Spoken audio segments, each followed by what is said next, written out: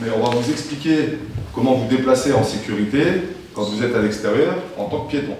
C'est devenu au fil des années une très bonne habitude dans les écoles rombasiennes. Les agents de la police municipale interviennent dans toutes les classes de CP, voire de CE1, pour parler sécurité routière et plus particulièrement le déplacement des piétons.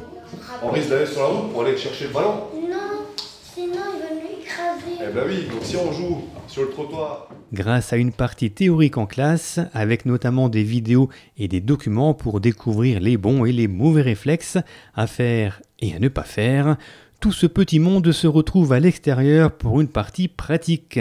Marcher correctement sur un trottoir, traverser sur les passages piétons, ça paraît facile et évident, mais c'est justement lorsque c'est évident que l'on a tendance à oublier les gestes essentiels.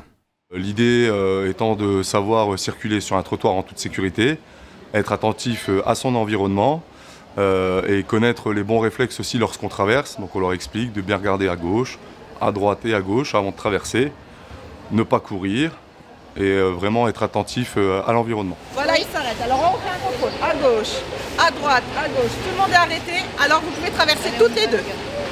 Allez, on y va. Il y a plusieurs choses qui me paraissent importantes vis-à-vis des interventions auprès des CP. La première chose, c'est de leur donner les bons outils pour circuler en sécurité. Et la deuxième chose, c'est aussi d'avoir un contact avec les élèves qui est différent de celui qu'on peut avoir dans nos missions quotidiennes.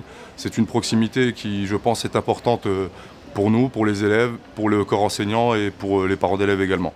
Une proximité importante qui s'est poursuivie à l'espace culturel par un goûter et qui s'est terminée en classe où chaque élève a reçu cette attestation de première éducation à la route et cette réglette offerte par la municipalité.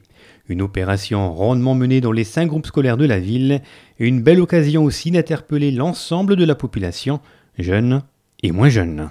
Alors si j'avais un message à faire passer, bien évidemment, c'est de respecter le code de la route, qu'on soit piéton, vélo ou automobiliste. On est dans une société où c'est vrai que nous, en tant qu'adultes, on est toujours pressés.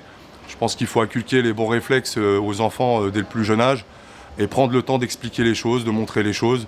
Et je pense que si tout le monde respecte ces règles, on peut parvenir à circuler en toute sécurité.